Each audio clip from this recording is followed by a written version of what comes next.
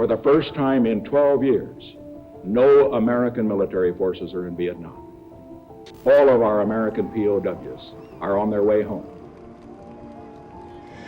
On the runway now, the Blue Angel diamond and fingertip formation. Commander Hall calling the pilots to 100% power. Harley Hall flew his F-4 jet from the carrier Enterprise to Quang Tri Province. His plane was shot down. Lieutenant Commander Philip Giesler captured only the day before the ceasefire began. There's a dispute about the other men in his aircraft, Commander Harley Hall.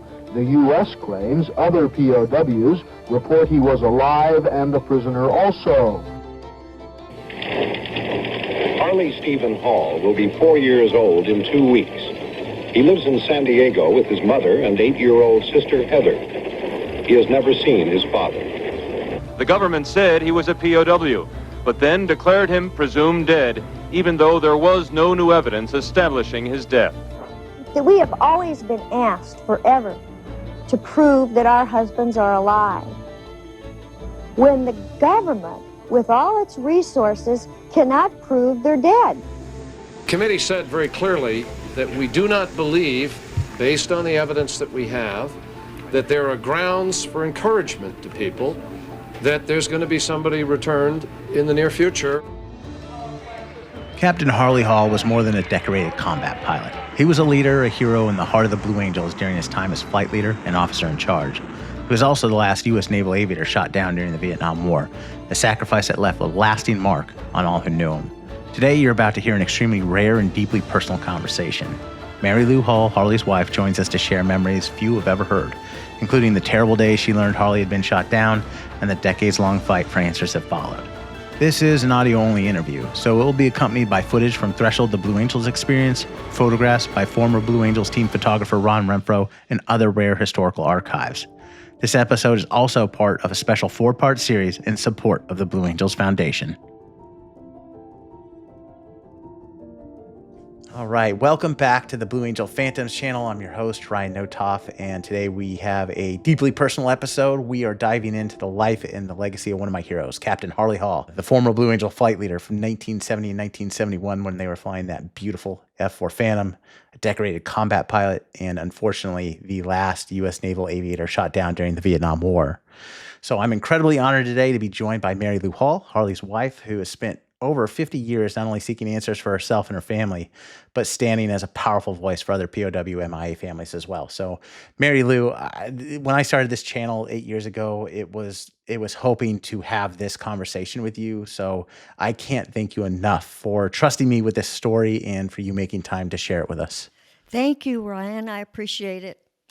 And I do trust you totally.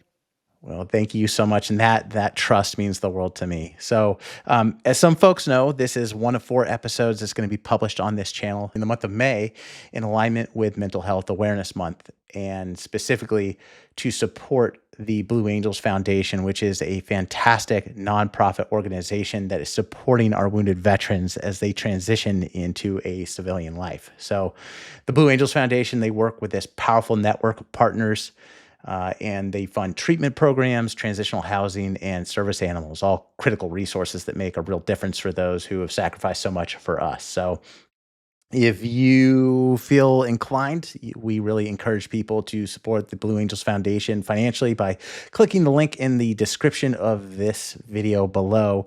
And out of personal gratitude from me, if you make a donation to the Blue Angels Foundation using that link, for those that make a donation of $250 or more, I will personally send you a Blue Angel Phantoms trucker hat. And for anyone that makes a donation, regardless of the amount, you will be eligible for a raffle that will take place on July 1st, 2025, in which the winner of that drawing will receive not only the Blue Angel Phantoms trucker hat, but a copy of one of my favorite books, Blue Angel Homecomings, and a beautiful piece of airbrushed metal that will feature all the aircraft that the Blue Angels have flown over the last 79 years. So here's the deal. If you make the donation, the Blue Angels Foundation, they're not going to share your contact information. They're super top-notch professionals. So they will send you a thank you email back. In that thank you email, there's a link that you will click on, and that's where you'll provide me your name and your contact information, and that's how I'll know where to send your hat, and that's how I'll know to enter you into the drawing. So appreciate any support you can give the Blue Angels Foundation, and no problem if you can't right now. We totally understand it. We just want you to be aware of the great work they're doing. So with that said, let's dive into the interview. Can you take us back to when you first met Harley? What were the circumstances in your own life at the time that led to you guys crossing paths? Well, I had been working in the medical field, and I decided I wanted to become a flight attendant, which back in those days they called stewardess. So I became one and was based in Las Vegas. And Harley was at Nellis Air Force Base on exchange tour. And he loved that tour. He got 1,000 hours in the F-105 on that tour. I had never been exposed to the military at all. But my roommate had 2 Air Force pilots on her flight one day. And they invited her and, quote, her roommate to come out to the joint air show at Nellis with the Thunderbirds and the Blue Angels. So we went. And Harley was there, of course, because he was stationed there at that time. And I guess we were introduced but I did not remember meeting him afterwards. But that's where we first crossed paths. Did you guys eventually meet up at a party that evening or something in that regard? Or he saw you at the party and then asked for your phone number? They went to the officers' club, and they have kind of a reception type thing. I remember going, and that's where he got a better look than just a handshake as you move down the line, on the being introduced to everybody who's in the seating area there. He asked one of the 2 Air Force pilots that had brought us, if they had my phone number or whatever, and they got it to him. But I had left on my first vacation. I'd been flying a year, and I guess he tried to call, and nobody answered, and he told them. They said, I think she went to Europe, which, that's why I became a flight attendant, to get all those good deals. And when I came back, he called, and then he asked me out for dinner, and I went. Nice. And what was he like away from the flight line? Well, he was a happy person. He just was. He felt very secure within himself, and he was happy. He was doing what he loved.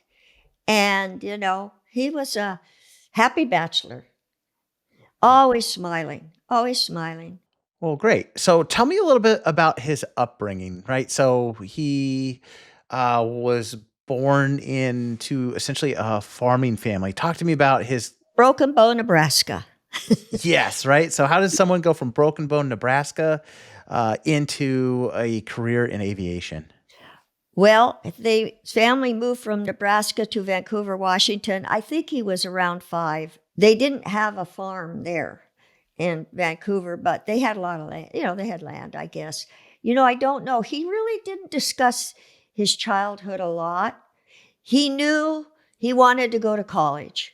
That was his big thing. I think he was the first one in his family of 5 children to go to college. But I think that's true. But anyway, he knew he wanted to go. So he went to Clark College, and then a recruiter came around and said he was going to pay him to teach him to fly. Those are Harley's words. He thought that was really a good deal. So he signed, and he went. And I asked him how he knew that was what he wanted. And he said, I just knew. I knew, Mary Lou. He said, I rode my tricycle off the front porch when I was, I don't know how old, but anyway, watching an airplane in the sky. Okay. And so you guys eventually do get married, right? I think in Santa Barbara, I'm not mistaken, but now you become essentially a military spouse. Yes. And that must be a difficult transition because Harley was eventually deployed into a combat zone in Vietnam, in fact, twice, before he became the flight leader of the Blue Angels. Can you talk to me about that transition into a military spouse and dealing with kind of the emotional turmoil, if you will, of having your husband over in a combat zone? Okay. Of course, the war was on. We all knew that. But when the day that he asked me to marry him, he took me to a very romantic place, the flight line where the commercial airplanes come in. Anyway, he said, "Mary Lou, I'd like to marry you, but you have to know what kind of life you're going to have." And he laid it out. He laid it all out and told me, and I cannot come home if something, not too good happens, or I can't remember how he said it. It was so long ago, but he laid the whole thing out, and this is what your life will be. And he said, I do not want to give up, flying and my naval career. He said, because of a wife who can't handle it. He was pretty much very direct. And I thought about it, and, I finally said, yes, it's okay. I figured, bad comes to worse, I could go to Santa Barbara where my family is while he's gone, which is what I did. I was pregnant on that. He left me pregnant, but I had shoes. So I came to Santa Barbara, and my cousin owned a very, very nice store, and I could work there over the holidays. And then I attended classes, and I had a social life with my parents and family friends and people I went to school with here. You know what I mean. So it was the best place at that time. And I had my daughter Heather up here. He was still on cruise. And then when it came time, rented a house in San Diego, went back and was there to greet him when he landed. Nice. And that must have been nice to have him home. And I guess after a second deployment right over in Vietnam, and then he essentially is selected to be the flight leader of the Blue Angels, which from my perspective would be a nice transition because he's no longer at least facing combat. So a little bit safer of a new role. What was that transition like for you? It was at the beginning, I didn't know anything. You have to understand, yes, I got through 2 combat cruises, and I loved the squadrons, and I loved the wives, and that. I mean, you do have a life. But you look forward to shore duty. And after 2 combat tours, you get shore duty. So I was looking forward to the shore duty. But I also knew a lot about the Blue Angels because he had educated me. They ended up, on the road. But he had the team 280 days a year. That includes winter training and other things. It was better than combat flying. And it's what he wanted. And it's every naval aviator's dream. To go be a Blue Angel. It was, once I got there, it was fine. It was great. Wonderful people, and that it was, like I say, it stands out in my mind as the most enjoyable time, and the friendships are enduring. It's special, as you know. Yeah. Do you have any specific memories from Harley's time on the Blue Angels? And I mean, specifically for you, right? Like, obviously Harley's out on the road doing his thing, but were there any memories for you during that time or story that you recall that just really sticks out during that time period? The wives were very close there too. The wives always are, but because we were Blue Angel wives, we were, probably had it a little better than some that weren't.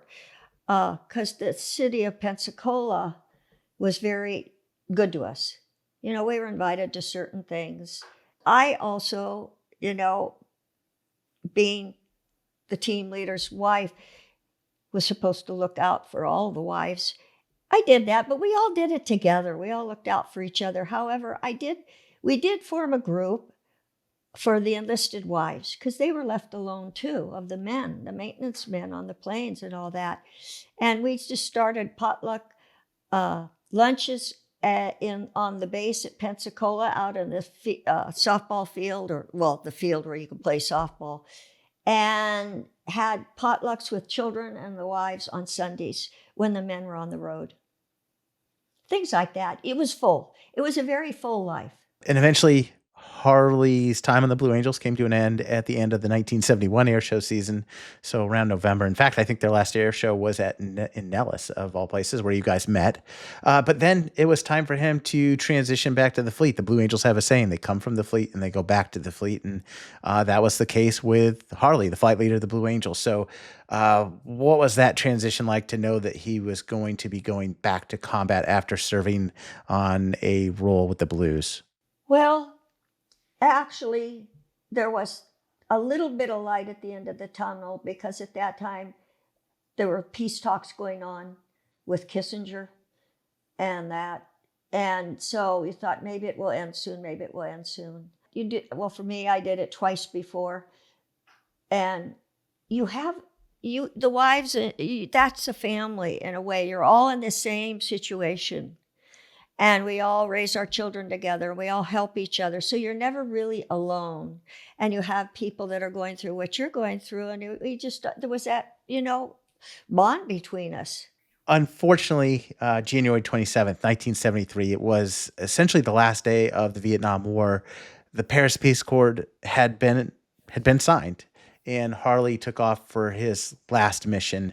Can you talk to me about your memory from January 27th, 1973? On that day, the Marine on the team was getting married. And Mac and Sandra Prose, Mac was on the team with Harley, and they lived very close to me. We were driving home after the wedding. Driving home, we turned up the street by my house, and we noticed a car. It was very dark. Noticed a car just parked with some people in it. And we thought that was strange. And as we continued on, we noticed it was following us. So we got to my house, and Mac was walking me to the front door, and the car parked and 4 people jumped out. And I knew what it was. I knew it was, quote, the black car. That's how they notify you at that time in the Navy. The black car comes. And so I knew, and Mac knew too, of course. So we both just started crying and holding each other, and they came up, and those poor men, they didn't know what to do. But anyway, it was nice that the commander of Miramar was one of the men, and it helped to know that he knew the person he was telling me about. It did help a lot. He told me, he said, Harley was shot down. I don't remember, this is not verbatim. Harley was shot down. It's okay. He had a good shoot. He reached the ground. He appeared okay. Probability of capture was high. We went inside and they talked to me a little, but they didn't say anything other than the usual stuff. They didn't know anything else.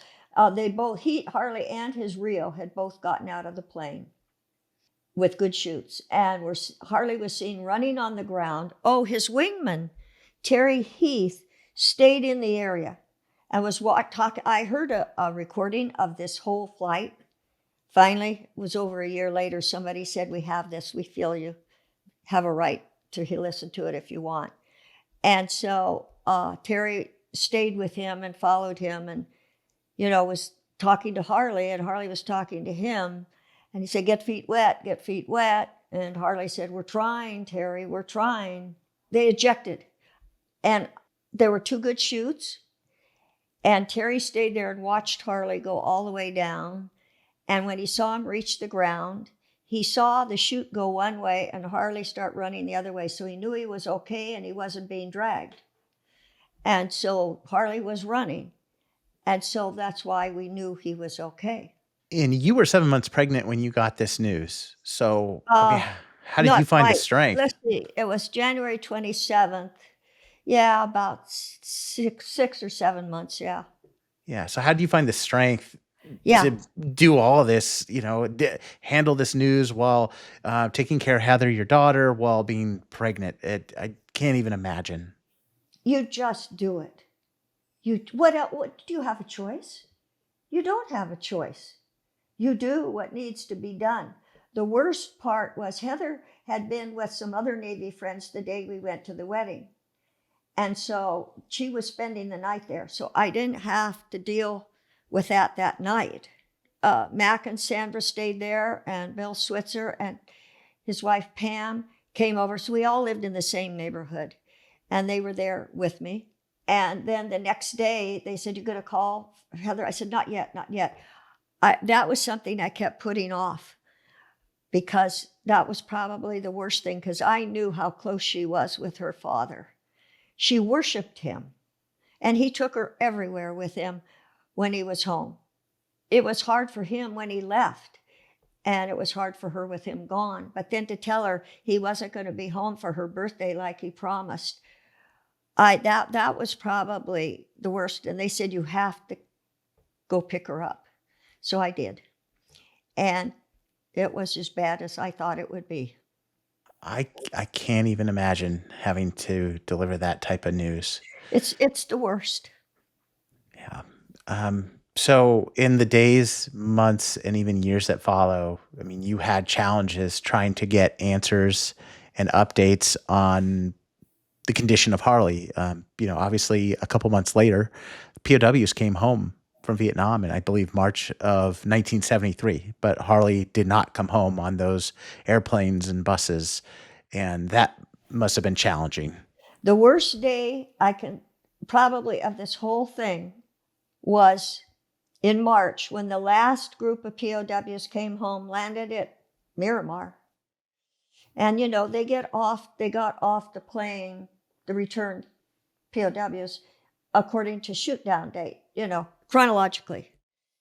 So I stood there and watched it on TV.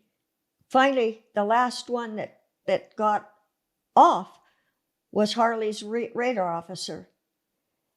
And that was it. It was just awful.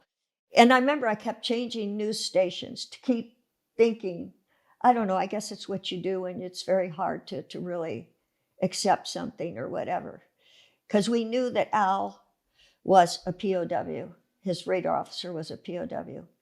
I will say, I just remember that day as being really bad.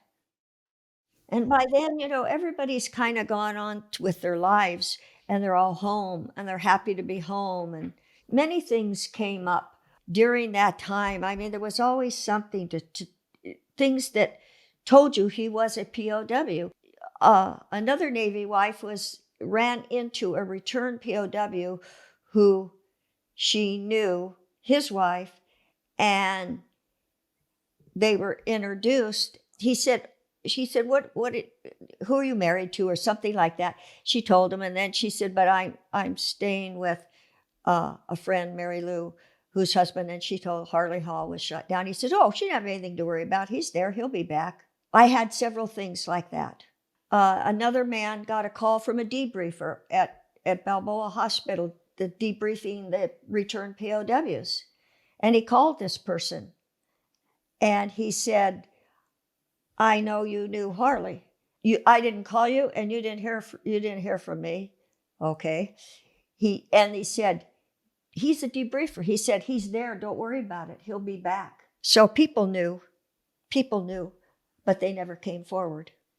So there was this hope that Harley's still there, but also frustration because there's no real confirmed information from government officials. The government wasn't going to give it to you. I learned that by, it's like air intelligence told me.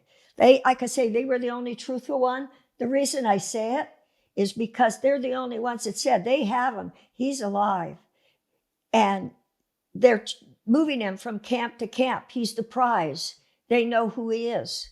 So I always knew. And during this time, right, in 1973, which was a terrible year, you're dealing with trying to get information about Harley. In, I believe, July of 1973, then the Blue Angels have a catastrophic crash at Lakehurst, New Jersey, which kills 3 team members, including Skip Umstead, who was a teammate of Harley and a close friend of yours.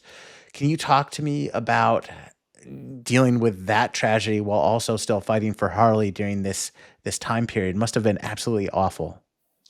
Well, Skip and I were very close. Dear Skip, I think of him. I still think of him.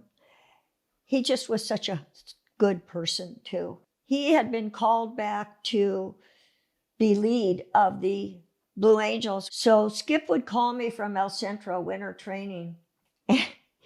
Because like Harley says, you're not one of the men, you can't talk to them. I mean, I knew how it went, put it that way. So Skip would call me because he could tell me all the stuff and I would know. He'd said this is this. He says, oh my gosh, you can't talk to anybody. I said, I know, Skip. And I said, well, the first thing that's going to go is your language. He said, oh, it already has. We had a very good relationship, a close relationship. All of them, I really did care. But Skip would confide in me. We'd talk more. Gotcha. So that was a terrible time for you and for your family. And then you're continuing to try to get information. And at one point, I believe you and another POW wife received a one-time offer to go through your husband's files. Can you talk to me about how that came to be and your experience and what you learned during that session? Okay. That came to be only because this other wife had a very, very, very good friend who was an admiral in DC. And he got permission for us to go to DIA and look at the files of our husbands. So we went. And you go in, they sanitize you, they take everything from you, and you go in a room they give you a little pad of paper and a pencil, and there's a Navy guard in there. And you go into this room and you look through the file. When they brought Harley's into me, it was, I'm not exaggerating, it was about 10 inches high, that thick. There was so much in there, and I thought, oh my. I said something. We're not supposed to talk in there, but that's very hard for women. I said, oh my gosh, it's really grown. But I did things like that on purpose. I just did. And quiet, ma'am. You'd get not supposed to talk, ma'am. It was always ma'am. Anyway, so I started looking through it. A lot of it was just stuff I'd already seen by going through his file every time I went to DC. So I was pretty quick, but then I got towards, it starts at the beginning, so it's towards the back of the pile. And I just happened to see this paper that was message traffic. Message traffic said, interrogated by the Russians. I don't remember it. That just hit me so hard that I don't remember what, it didn't say, it was not long. It was just message traffic, interrogated by the Russians. I don't know what else was on that paper. It was nothing relating, to it, but I just don't know. But it was there. And of course, knowing how they treated us, I knew I had to have a witness. So I said, oh my. And the other lady said, what is it? I said, look. And of course, this poor Navy lieutenant was going crazy with us, but we didn't care. What are they going to do to us? So I knew I had to have a witness. So I showed it to her. She says, okay. We were told that we could get a copy of anything. Just ask, tell them what you want a copy of. So I did. Never got it. Never got a copy of anything. I made inquiries. I kept at them. They just said that I was mistaken. That was not in the file. I made a mistake. Yeah, and Harley was classified as a POW during this time, but eventually, can you talk to me about you got some teeth and some bone fragments returned, and his status was changed to presumed dead. Can you talk to me about that experience and the effort you undertook to get some testing done on those teeth? I don't know if it's 3 or 4 men came to the front door. They were military. I think one was in uniform. The other were in suits. I remember that. It's just really hard to remember exactly. But I just know one was in uniform and the rest were in suits. And there were 3 or 4 people. So they came and they said they had 3 of Harley's teeth and some bone fragments of Harley's that were found. I asked if... in the course of the conversation, I said, have you done DNA on the bone fragments? They said, no, it doesn't warrant the cost. I thought, okay. And then the teeth were 3, And I said, I actually didn't accept them physically. I just said, well, I'll have to see. I have to think about this. I mean, I wasn't going to say yes or no. I thought I got to do some work on this. So the long and the short of it is I decided to accept the teeth because I wanted to send them to a forensic odontologist. So I found out, with help, the best one in the United States. And I sent them. Very nice man. And his findings were that the teeth were not from a dead person. They were from a live human. And they had not come out naturally. They had been either extracted or knocked out of a live person.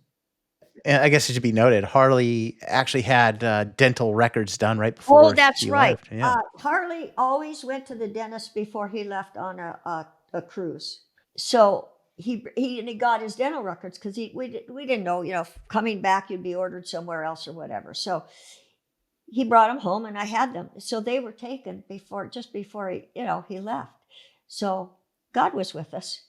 I had those and I sent those along with the teeth.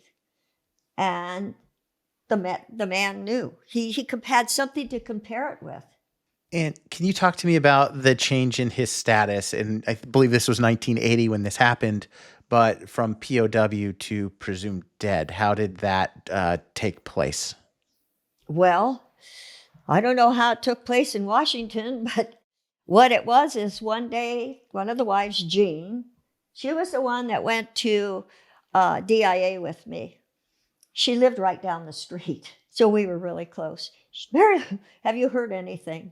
And I said, what do you mean, And she said, well, I got a call from, she named him, I don't know who it was, told me that he saw something come through in message traffic and had anybody talked to me or did I know anything? I think he was being kind of careful. He didn't want to tell her, well, they declared your husband dead. I just vaguely remember that it was that way. And so I said, so she called to see if I'd heard anything. I said, no, I hadn't. And the four of us all got on the phone, all of us were calling each other. Nobody had heard anything. They had taken care of every other case of missing or unreturned at that time, except the four of us, because we were troublemakers, I admit it. That's what they called us. We were wives and mothers. Anyway, so they saved the four of us till last. And I thought, well, yeah, they thought they got everybody else out of the way. Now they'll attempt us. Well, what can we do? They'd done it. They didn't notify us. They had to go through message traffic where everybody else see that at Miramar. Word was all over the place. Not us. That day went on. I had my casualty calls assistance officer who was not in that position anymore, but always stayed with me as one because we became very, very good friends. His wife and I and his family, and we did things, and he was just a wonderful person. He said, I will always be here to help you no matter what. Anyway, so I called him and I said, this is what we've heard. We don't know what's going on. He said, I'll check, I'll call you back. He checked, he called me back. He said, yeah, they got all four of you. He actually kind of became the casualty officer. He wasn't officially the casualty officer, but became the casualty officer for all four of us to help us. He knew what was going on. And, he was a good human being. He didn't like it. And so he just was in the Navy and he always would help. And so he said, yeah, they got all four of you. He said, did you hear anything? I said, no, we didn't hear anything. He said, well, okay. He said, I'm going to look more into it. I'll see what I can find out. But yes, that's what they've done. That day went and we all kind of got together the rest of that day. And then we all went home. We had children and that. But our children were grown, actually, come to think of it, because there was no children around the house. So our children were grown, and at least in my house. And I was the youngest of them all. I had the youngest children. So the next morning, though, they all said, I can't stay home. None of them could. So I said, well, come over here. And then my doorbell rang. And It was the telegram. We regret to inform you, or I don't know how it read. I have it here somewhere. Then they eventually all got them. And all with no body and no real evidence. It's just No, it was just that's presumptive. yeah. They had nothing. They presumed. But that's legal. That death certificate is legal, which I never could quite figure out. Well, let's talk about the congressional hearings that would happen about a decade after this change in Harley's status. There was congressional hearings in Congress to investigate whether POWs, MIAs were left behind in Vietnam after the war that didn't come home. And you were invited to participate as part of these hearings. And so I was hoping you could detail your experience of how you were selected to this and your experience going through these hearings. I don't know why they selected me. They don't tell you anything. You get a letter saying, you're invited to attend these hearings. You know it's not going to do any good. Well, first of all, I knew that it was just absolutely fruitless energy because John Kerry was the head of that committee, and all along, all through the years, forever, he had been totally against. There are no POWs left there. There are no POWs. These women just can't accept, the truth. They can't. He was just, the biggest foe we had. And he led the committee. So I can't say much else about the other people that were in it. I know some of them, but he was the head. So anyway, of course I didn't want to go back there. I knew it was for nothing, but I also knew that I had to go. I felt that I did, because if I didn't, they would then have more ammunition to get rid of the men, as we called it, to declare them dead. And so it's just part of fighting. And so I went. And I prepared my statement. I was given a time limit on it. I made sure that it was a little bit under and that I was pleased with it. And it wasn't emotional. It was just factual. But halfway through my presentation, John Kerry said, "I'm sorry, we're out of time." And what's he going to do? Kill my husband? I said, "No, I am not out of time." I said, "I timed this, I'm under time." He said, "Well, we don't have any more time," or something like that. He shut it down, is what he did. And so I gave them a copy of my statement, my whole thing, for the to be put in the congressional record. So I made my way back to my hotel and spent the night, and then left the next day and came home. But during that time, not one person met me at the Capitol, helped me at the Capitol, contacted me, nothing. I heard nothing. I was just this body that got there, walked in, said what I wanted to say, and this body that left. Nobody tried. Nobody did. Beyond frustrating. And I guess it should be said that I believe those hearings found, the official finding was that no POW MIAs were left behind. And so I'm sure that is quite frustrating to hear. Well, I know. The fighting, I call it fighting, but what else? I don't know what else to call it. That we did was a matter of principle to us. And we did not know. After so many years, you figure, how could they survive in that environment? And, they obviously had no intention, we figured, the Vietnamese, of returning them, but they use them. I knew from Harley. Harley would tell me a lot. He always confided everything in me because he knew I never repeated it. That's why if I sound kind of not too informative at some points, it's because I don't mind now. I would say anything. But back then I was very well trained that you don't ever say anything, but he knew a lot and he told me a lot. He's told me one day, he said, "Mary Lou, they will never return all of them. They will always keep some behind. They will. Things like that. He wasn't just guessing. He knew. So there's a lot he told me, and that just, I never forgot those things. And I think the Pueblo had been captured when he was on one of those first 2 cruises. And the wife was very vocal, and you're always told as a Navy wife, you keep your mouth shut, you just listen, and, you don't ever say anything. But things changed. But the wife of that Pueblo was very vocal. Well, they all came back. And I asked him, I said, well, this wife's very vocal. You told me never to be vocal. And he said, oh no, if something ever happens, you be as vocal as you want. But that's good. I'm that type person. I want to know everything, good or bad. As long as I know, I can deal with it and I can handle it. It's not knowing that'll get to you. Well, I want to try to transition a little bit here to, I guess, present day, if you will, or over the years, really, because, there are tributes for Harley that have happened over the years. You have the beautiful building in Vancouver, Washington, the Harley H Hall building, which has a beautiful kind of exhibit inside and some beautiful stained glass with his image. You have, there's an F-4 Phantom in Blue Angel colors at the Burke Lakefront Airport in Cleveland that has his name on it. And of course, the Blue Angels over the years have honored Harley's legacy. They have. Yeah. So talk to me about what that means to you when you see those type of things still happening. I think that it's nice. It's good.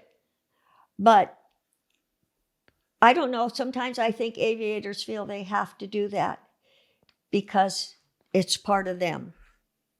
But his team members were always there to help. If you could call him and ask him anything. But I will always, always remember and be grateful to the people who cared and helped. And that was a lot. That meant a lot.